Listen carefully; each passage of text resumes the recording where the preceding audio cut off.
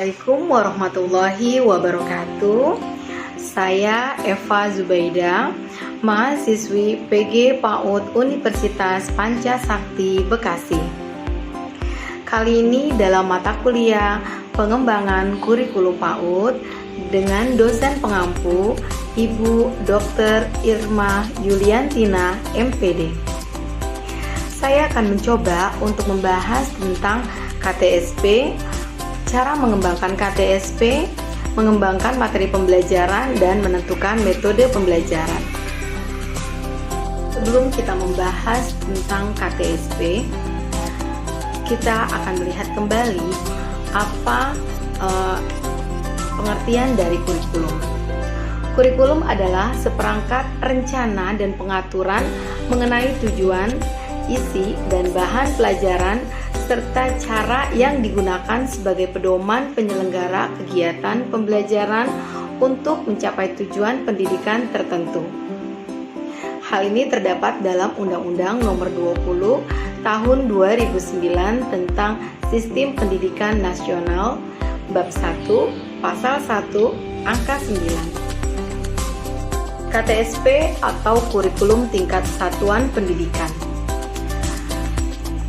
Kurikulum tingkat satuan pendidikan untuk PAUD adalah kurikulum operasional yang dikembangkan dan dilaksanakan sesuai dengan karakteristik satuan PAUD.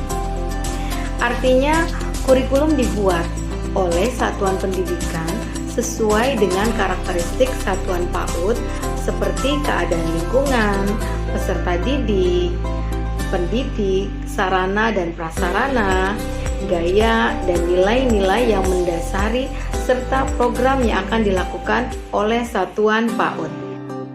Dalam mengembangkan KTSP, kita perlu mengetahui faktor-faktor apa saja yang harus diperhatikan. Di antaranya, yang harus diperhatikan adalah keragaman geografis, keragaman potensi sumber daya, ketersediaan sarana prasarana yang berbeda antara satuan pendidikan, keragaman latar belakang dan kondisi sosial budaya, dan karakteristik lembaga. Misalnya, lingkungan sosial, peserta didik, visi dan misi, keagamaan, dan inklusi. Dalam mengembangkan KTSP, perlu melihat prinsip-prinsip pengembangan KTSP. Di antaranya adalah 1. Berpusat pada anak. 2. Kontekstual, di mana kurikulum dikembangkan secara kontekstual. 3. Kompetensi dan dimensi perkembangan, dimaksudkan mencakup semua dimensi kompetensi dan program pengembangan. 4. Pembentukan kepribadian. 5. Sesuai tahap perkembangan. 6. Sesuai cara belajar. 7. Holistik dan integratif. 8. Melalui bermain. Yang ke-9. Membangun pengalaman belajar.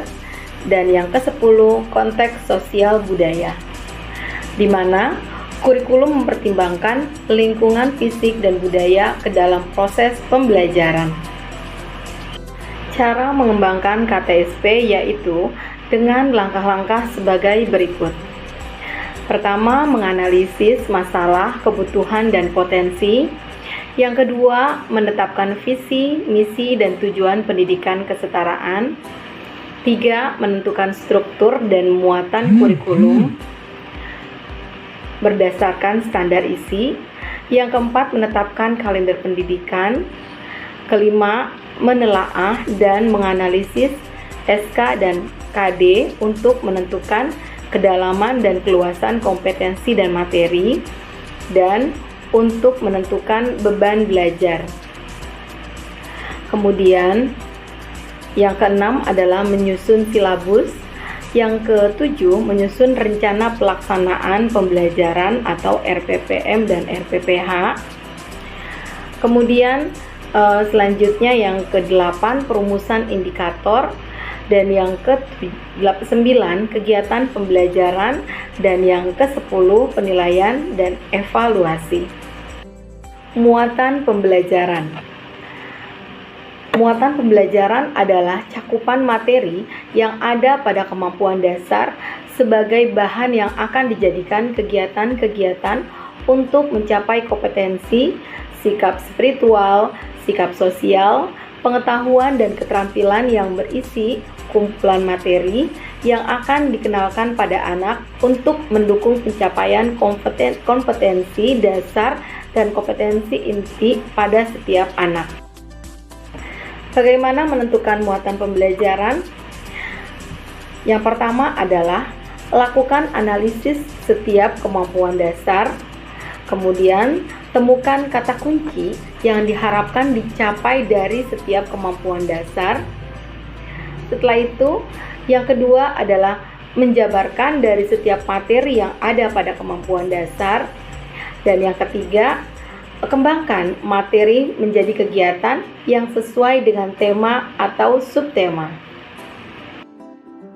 Muatan pembelajaran yang ditetapkan oleh satuan PAUD untuk dijadikan kegiatan perlu memperhatikan 1. Tahapan perkembangan dan kebutuhan anak, 2. Kompetensi dasar yang akan dicapai, 3. Visi, misi, dan tujuan lembaga, 4. Kearifan lokal, dan 5. Keunggulan lembaga. Cara mengembangkan materi pembelajaran yaitu dengan langkah-langkah sebagai berikut. 1. Mengidentifikasi aspek dalam standar kompetensi dan kompetensi dasar. 2. Mengidentifikasi jenis materi pembelajaran. 3. Menemukan pilihan terhadap alternatif materi pembelajaran. 4. Menentukan sumber dan media pendukung. Metode pembelajaran.